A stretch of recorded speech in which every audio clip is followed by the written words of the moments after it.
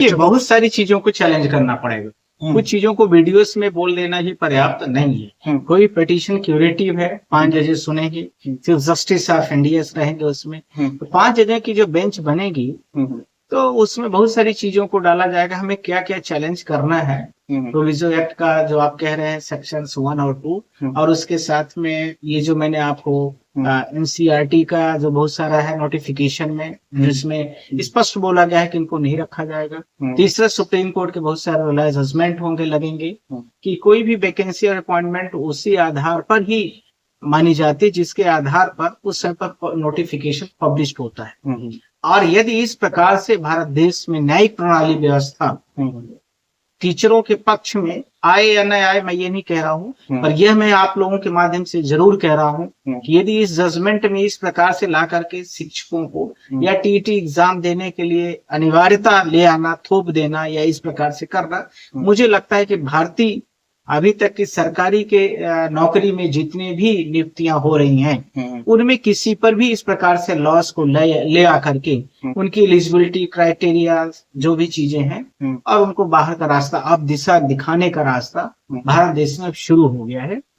और आज टीचरों के साथ हो रहा है, कल और नियुक्तियों के साथ होगा, तीसरे कल परसों की सेवा के साथ होगा। पर अब जब इथिकली बैकग्राउंड से आपका ये सारी चीजों को लेकर के नहीं है, प्रिपेयर नहीं हो रही हैं, तो फिर इसमें सवाल आएंगे ही आएंगे। सवाल यह भी है इसके साथ में कि भारत सरकार जहां पर छतें टूट रही हैं, छतें गिर रही हैं, बच्चे स्कूल में ढह रहे हैं, बजट में 2% 1% की भी व्यवस्था नहीं हो रही, और यदि जो अनाउंस किया भी जा रहा है कि बजट में इतने % टोटल जीडीपी का दिया जाएगा, तो उसका कुछ पार्ट रिलीज कर दिया जाता है तो कुछ नहीं दिया जाता है। तो जहां सरकार पूरी स्कूलों को निजीकरण की तरफ ले जाने की ओर अग्रसर है, वही दूसरी तरफ नई नियुक्ति, सरकारी नियुक्तियों को भी रोक लगाने की तरीके में ढूंढ रही है।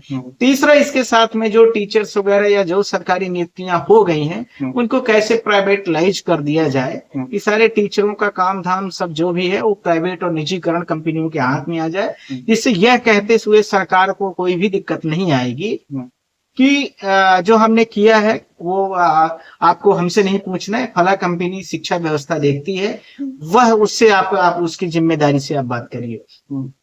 वैसे ही उदाहरण समझना, जैसे मध्य प्रदेश अभी आपने देखा होगा, मैं छोटा सा उदाहरण दे रहा हूँ, मेडिकल फैसिलिटीज व्यवस्था में आपने देखा होगा, मैं रीवा डिस्ट्रिक्ट की भी बात कर रहा हूँ और बहुत सारे 2-3 जिलों में जो मेडिकल का पूरा होगा सर्कमस्टांसेस वो प्राइवेट एजेंसियों को दे दिया गया।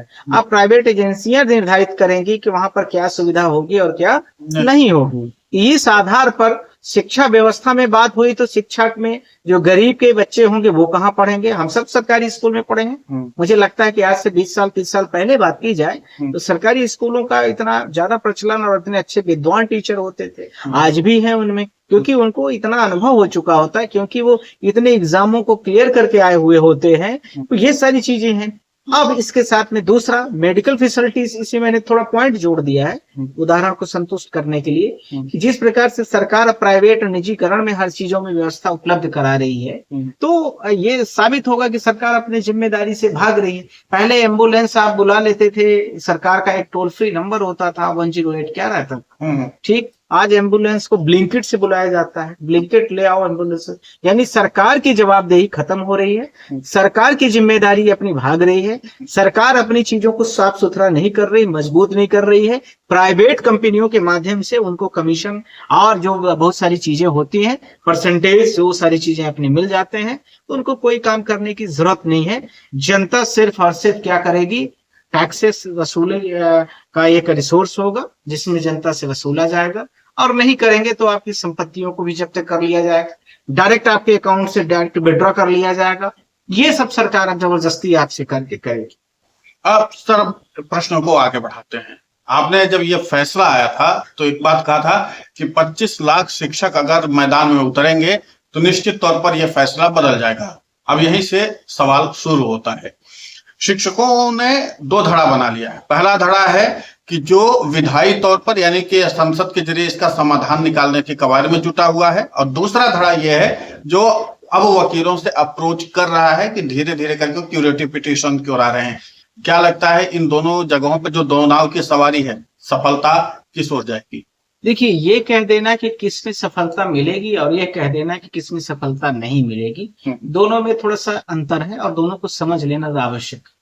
जो सुप्रीम कोर्ट के माध्यम से आना चाहते हैं तो सुप्रीम कोर्ट का प्रोसेस ही है कि आपने बहुत सारे यहाँ पर एसएलपी या सिविल अपील आई, उसके बाद रिव्यू पिटीशन आई, अब इसके बाद क्यूरेटिव पिटीशन आई। सुप्रीम कोर्ट का जजमेंट है तो सुप्रीम कोर्ट के जजमेंट को सुप्रीम कोर्ट ही पलटेगा, और 2 बेंच ने जजमेंट दिया था तो 5 बेंच उसको मिलकर सुनवाई करके उस जजमेंट को 3-2 के बहुमत से कर सकती है। एक तो प्रोसेस। दूसरा रास्ता, जो लोग यह मान रहे हैं कि हम पार्लियामेंट से करा लेंगे, ठीक है, अच्छी बात है, करा ले, इसमें कहीं कोई दिक्कत नहीं है, कर ले, आप सबका काम होना चाहिए। सवाल यह है कि क्या सरकार पार्लियामेंट में इस प्रकार से कोई भी अध्यादेश ले आने के लिए तैयार है?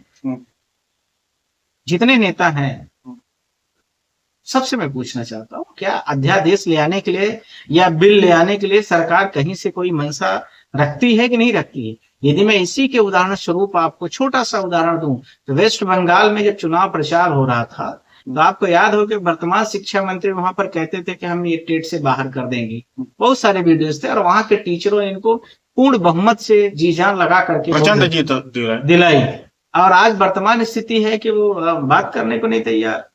इस आधार पर, और जो बहुत सारे लोग टीचर एसोसिएशन के या जो भी हैं टीचरों से जुड़े हुए लोग होंगे, वो अपना जो पहल कर रहे हैं वो करें, उसमें क्या विषय है। यदि सुप्रीम कोर्ट आपके फैसले को पलट देती है तो आपको कहीं जाने की जरूरत नहीं है, और यदि ऑर्डिनेंस बिल आ जाएगा तो सुप्रीम कोर्ट भी कुछ नहीं कर पाएगी, उसमें वो प्रोसेस ही है। तो ये सब कहना कि एक दूसरे पर आरोप प्रत्यारोप लगाने की कोई आवश्यकता नहीं है। वो अपने स्टेप से काम करे, उनको लगता है कि हम वहां से करा लेंगे तो अच्छी बात है, वहां से भी करा लें। और जिन लोगों को करता है कि सुप्रीम कोर्ट का ही जजमेंट है, सुप्रीम कोर्ट ही उसको करेगी, तो वो भी सही है। यानी दोनों पक्ष सही है, जिसका निर्णय पहले आ जाएगा वो दोनों सही है, और एक दूसरे पर यह निर्णय कभी भी आरोपित या अधिरोपित नहीं, यह ध्यान रखने की आवश्यकता है। जब मैं आपका इंटरव्यू करने आ रहा था तो मुझे 2-3 फोन आए। हाँ, उन्होंने ये प्रश्न पूछा है कि हम रिव्यू में याचिकाकर्ता नहीं थे, क्यूरेटिव पिटीशन में क्या उनको मौका मिल सकता है, कोई क्यूरेटिव पिटीशन फाइल कर सकते हैं, या अगर वो रिव्यू में नहीं थे तो वो क्यूरेटिव पिटीशन फाइल नहीं कर सकते? नहीं, देखिए, ये जो जजमेंट है लगभग 25 लाख टीचरों पर आरोपित, जो लोग उसमें पर पार्टी नहीं थे वो भी आ सकते हैं, और जो पार्टी थे वो भी, क्योंकि इस ऑर्डर के बाद पूरे 25 लाख टीचर प्रभावित होंगे। इसलिए यह कह देना पूरी तरीके से कि वो नहीं आ सकते, वो बिल्कुल ही मतलब इथिकली, और वो परमिशन एक एप्लीकेशन जाती है कि हम क्यूरेटिव पिटीशन फाइल करना चाहते हैं, हमारा ये ग्रेवियंस है, तो उसमें सारे लोग कवर। अब सर, क्यूरेटिव पिटीशन जब बात चल रही है तो सरकारी शिक्षक खासकर मध्य प्रदेश के ज्यादा चिंतित हैं। अगर वो मध्य प्रदेश शिक्षक जो हैं वो आना चाहते हैं क्यूरेटिव पिटीशन के लिए, तो कौन सी प्रक्रिया फॉलो करके वो क्यूरेटिव पिटीशन फाइल कर सकते हैं, और इसमें उनको किन किन बातों को ध्यान में रखना होगा? जिनको आना है वो आए, जिनको नहीं आना है वो न आए, क्योंकि अब मैंने पूरा ये सब देख लिया है, ये भारत देश के शिक्षकों को भी, और इतना लंबा चौड़ा इनका प्रोसेस है। मुझे जितने फोन आ रहे हैं बार बार, उन सबका एक कंक्लूजन निकला, उस कंक्लूजन को मैं आप सबके माध्यम से शेयर कर रहा हूँ। ज्यादातर लोग यह सोच के बैठे हैं कि जो होगा सबका वो मेरा भी हो जाएगा, पहला। दूसरा, हम तो भैया सरकार के खिलाफ नहीं जाएंगे, हम तो फला पार्टी से संबंधित हैं। और कुछ लोग यह भी सोच के बैठे हैं कि जो भी होगा सबके लिए होगा और उसमें हम भी शामिल रहे। मेरा सवाल है कि सरकार किसी की भी हो, अपनी आप जॉब तो बचाओ। अब ये 25 लाख लोगों को, और शिक्षक जो भारत देश की बुनियाद तय करता है, यदि उसको समझाने की ऐसी आवश्यकता है तो मुझे लगता है कि भारत देश में फिर बहुत सारी चीजें इनकम्प्लीट हैं। दूसरी बात इसी के साथ में, जो मध्य प्रदेश की आपने चर्चा की और उठाया, उसमें बहुत सारे लोग उस स्टेट के आ रहे हैं, बहुत सारे लोगों ने हमसे बात भी किया है, पर उसमें सुप्रीम कोर्ट की जो जजमेंट है, उस जजमेंट में बहुत सारे की पॉइंट्स हैं, और बहुत सारे पिटीशन फाइल हो रही हैं, जो यूपी से भी है, राजस्थान से भी है, हरियाणा से भी। तो हम बहुत सारे कर भी रहे, पर अब इतना मुझे लगता है कि आप लोगों को कई बार मुझे ना इतना बात करना थोड़ा सा वो लगता है कि मैं क्या समझाऊं आप लोगों को। शिक्षकों को समझाना और वकील को ज्ञान देना, कोर्ट को यह बतलाना कि ये नियम है, ये कानून है, थोड़ा सा अपने आप से परे लगता है। तो जिनको आना है वो आए, जिनको नहीं आना है वो न आए, पर नियम कानून की जो प्रक्रिया है वो पूरी तरीके से फॉलो होगी। और इसके साथ में जो आएंगे उनका भला है, जो नहीं आएंगे वो दूसरों के आस में बैठिए, अब क्या कर सकते हैं। महत्वपूर्ण बात अब यहाँ से निकलती है सर कि जो पार्लियामेंट में ये मानसून सत्र आने वाला है, ये मानसून सत्र बहुत गहमा गहमी वाला होने वाला है। राम मंदिर के दान चोरी से लेकर के तमाम ऐसे विषय भरे पड़े हैं जिस पर विपक्ष सीधे सरकार पर टूटने वाला है। तो मानसून सत्र जैसे पिछली बार हंगामे की भेंट में चढ़ा था, फिर इसके बाद विशेष सत्र और इसके बाद शीतकालीन सत्र, तमाम सत्रों में बिल पास कराना मुश्किल हो रहा था। ऐसे में जब ये विषय है तो क्या नहीं लगता कि ये चुनौती एक बड़ी खड़ी होगी कि जब सरकारी शिक्षकों का मुद्दा बहुत पीछे छूट जाएगा, अगर पार्लियामेंट के हिसाब से देख रहे हैं तो? एक तिवारी जी, आपने बहुत सारे मुद्दों को बताया और पूरे भारत देश की जनता इस चीज को जानती भी है। जैसे राम मंदिर का ही मुद्दा आपने उठाया, तो राम मंदिर का मुद्दा इतने समय तक क्यों पड़ा रहा पेंडिंग? और जब वो चोरी का जो सवाल आया, सीसीटीवी आए, बहुत सारी चीजें आई, तो अभी तक सरकार ने क्यों उस पे एक्शंस नहीं लिए थे? जितने आरोप थे उन आरोपों की जांच होनी चाहिए थी, जुडिशरी कमेटियां बैठाते। इसके साथ में यह जो मुद्दा है वह सिर्फ और सिर्फ धर्म और आस्था का विषय को लेकर के, जिसमें इस प्रकार से जो लूट हुई है वो भारत देश में दिन दहाड़े डकैती की तरह है। इसमें मुझे कहने में कोई हर्ज नहीं है, कोई कितना ईमानदार है और कितना पाक साफ है, यह मीडिया वाले और किसी पार्टी के नेता विशेष कह करके उसको इस पूरे केस से बाहर नहीं कर सकते। यदि इन्वेस्टिगेशन हो रहा है तो उसको फ्री फेयर तरीके से होने दिया जाए, और उसके साथ में जिन लोगों के ये सारे आरोप लगाए जा रहे हैं उसको साफ सुथरे तरीके से उसका एक प्रॉपर फिल्म तैयार करके उसको किया जाना चाहिए। पर आप जनता और मीडिया यह कह करके उसको न बचाने की कोशिश करे कि वो तो बड़े उज्जवल भविष्य वाले हैं, बड़े साफ सुथरी छवि वाले हैं, तो साफ सुथरी छवि वाले हैं तो इतनी बड़ी चोरी क्यों हो गई? सवाल तो यही उठता है। इससे नहीं बचा जा सकता। सवाल यह भी है कि ये सब काम जब पहले ही पुलिस लेवल पर, एडमिनिस्ट्रेशन लेवल पर हो जाते तो पार्लियामेंट में इन मुद्दों को उठने की जरूरत ही क्या थी? पार्लियामेंट में फिर शिक्षकों के मुद्दे उठते, फिर पार्लियामेंट में जनहित के मुद्दे उठते, फिर पार्लियामेंट में शिक्षा व्यवस्था के मुद्दे उठते। क्यों इतनी भारत देश की लगभग कितनी लाखों स्कूलें बंद हो गई? गरीब के बच्चे कहाँ जाएंगे? आप क्यों नहीं समझ रहे हो? आज एक मोबाइल का रिचार्ज होता है तो 400 रुपए 300 रुपए महीने के होंगे। आप प्राइवेट निजीकरण की स्कूलों का हाल आप देख लीजिए। हमारे बच्चे भी इंटरनेशनल में पढ़ते हैं और आप तो गए भी हैं स्कूलों में, देखा भी है कितनी लंबी लंबी फीसें हैं। तो ये सारी चीजों को मैं आपसे कहना चाहता हूं कि भारत देश में जिस प्रकार से निजीकरण को बढ़ावा दिया जा रहा है, सामान्य परिवार, गरीब परिवार और शिक्षा जो एक संवैधानिक अधिकार था आर्टिकल 21 का, उसके बारे में भारत सरकार फिर न सोचे। भारत सरकार सिर्फ ये सोचे कि हम अपना किस प्रकार से वोट बैंक की पॉलिसीज कर रहे हैं और करेंगे, और ये शिक्षा प्रणाली को पूरी तरीके, जैसा कि मैंने आपको पहले ही शुरू में ही बताया, प्रथम दृष्टया सरकार चाहती कि कोई ऐसी प्राइवेट कंपनी और एजेंसी जैसे एनटीए है, एग्जाम देने वाली एजेंसी, बिजली देने के लिए विभिन्न प्रकार की बिजली वाली कंपनियां बना दिया जाए। सरकार सिर्फ टैक्स देती है, बिजली वसूली करती है और पैसा लेती है। इस प्रकार की एजेंसी को मैंने आपको मेडिकल डिपार्टमेंट में भी बता दिया। इसी प्रकार से सरकार को ऐसी कोई एजेंसी चाहिए जो इस पूरी व्यवस्था को चलाए और सरकार सिर्फ देखने के लिए बैठे और तमाशा करे और टैक्सेस ले।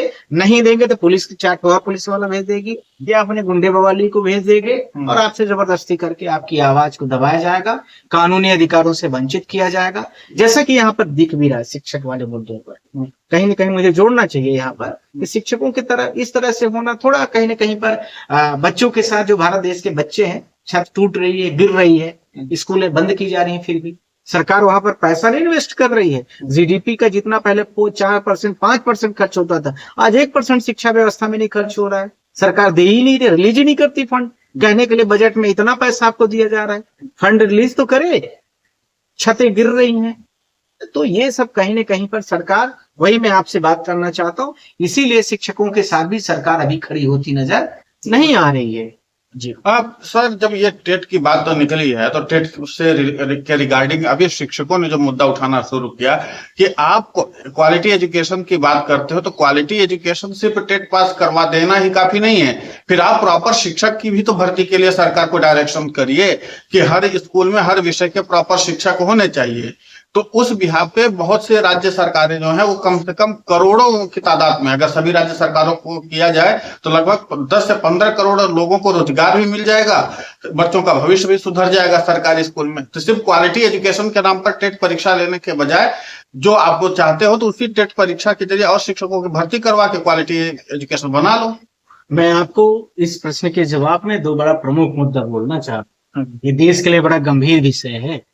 किसी मिनिस्टर ने भारत देश का भी बोला है कि भारत देश में अब इंजीनियरिंग बैकग्राउंड और एमबीए बैकग्राउंड के बच्चों की अब उनका कोई जरूरत बहुत ज्यादा नहीं बची। पहला बहुत गंभीर विषय है। दूसरा, भारत देश में जो इस समय पर नौकरियां मार्केट में दिख रही हैं तो कौन सी होती है? डिलीवरी बॉय की होती है, या फिर उसके अलावा आप ये बाइक चलाने वाले होते हैं बच्चे, इनके लिए हो गई है, या यानी अर्थात मेरे किड वर्कर्स के किड वर्कर्स, या अर्थात इसका मतलब कि 15-20 हजार से लेकर के 30 हजार ज्यादा से ज्यादा इस सैलरी के बच्चे अब भारत देश में तैयार किए जा रहे हैं। और उसका प्रमुख कारण है, बहुत गंभीर बात हो रही है ये, इसका प्रमुख कारण है कि भारत देश की जो शिक्षा व्यवस्था है वो पूरी तरीके से वैश्विक लेवल से न रख करके भारत देश के इस लेवल में ले आई जा रही है। और उसके दो प्रमुख कारण, इसके भी दो प्रमुख कारण, सरकारी स्कूलों को बंद किया जाए, टीचरों को इतना काम ले लिया जाए कि वो शिक्षा पढ़ाई लिखाई को छोड़ करके बाकी सरकार के ये थंब अंगूठा लगाना है तो बारिश हो रही है तब भी वो जाएंगे लगाने के लिए, नहीं तो उनके अटेंडेंस के पैसे कट जाए।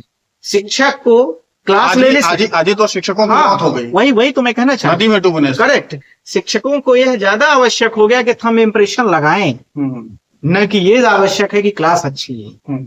तीसरा, इसके साथ शिक्षा में वहां पर देखिए छत टपक रही, कहां पर बच्चों को बैठाएं? फैन लाइट की तो बात ही छोड़ दीजिए आप, छत टूट रही है, गिर रही है। ये इस देश में जब आप ऐसे भी इस तरह की व्यवस्था में, और वहीं बाजू में प्राइवेट स्कूल, बड़ी चमचमाती सी बिल्डिंग दिख रही है, रोज उसका प्रचार किया जा रहा है सरकार के नेताओं के द्वारा, मंत्रियों के द्वारा। तो इस स्थिति में आप क्या भारत देश में उम्मीद कर रहे हैं?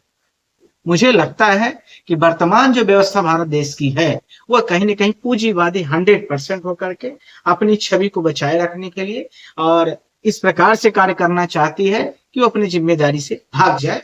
उसी में से एक अंग, फिर कह रहा हूं, इन शिक्षकों की भी है। बिल्कुल, तो सरकारी शिक्षकों के लिए अभी फिलहाल क्यूरेटिव पिटीशन का जो विकल्प खुला है उसमें बढ़ चढ़ करके भागीदारी लेने की जरूरत है। और अगर आप भागीदारी अपनी निभाते हैं तो जाहिर सी बात है कि फिर सुप्रीम कोर्ट में इस बात को बड़ी प्रमुखता के साथ उठाया जा सकता है, जिसको बहुत ही प्रमुखता के साथ आगे राहत की ओर मोड़ा जा सकता है। लेकिन देखना दिलचस्प होगा कि आखिर सरकारी शिक्षक इस पर कब तक में चेतते हैं। और सबसे अहम बात ये कि जब सरकारी शिक्षक परीक्षा देने के लिए भी तैयार हो, और खासकर उत्तर प्रदेश में तो सरकारी शिक्षकों ने टेट की परीक्षा दी है अभी हाल फिलहाल में, महाराष्ट्र में पेपर लीक हो गया, अब आगे एमपी में भी तो कुछ हुआ है, पेपर ही निकाल लेके चले गए। हाँ, वो चल रहा है हर जगह आरजीपीपी से। तो ये फिलहाल स्थिति बनी हुई है। अब देखना महत्वपूर्ण होगा कि लीक वाले पेपर केस में भी सरकारी शिक्षक किस तरीके से अपने आप को बचाते हैं, ये अहम बात होगी। लेकिन फिलहाल सुप्रीम कोर्ट का दरवाजा खुल चुका है। अगर आप क्यूरेटिव पिटीशन दायर करना चाहते हैं तो आप आइए और अपनी पिटीशन दायर कीजिए। सर, व्यस्ततम समय में से थोड़ा सा समय निकाला सरकारी शिक्षकों के लिए भी मार्गदर्शन है, बहुत बहुत शुक्रिया आपका। Thank you.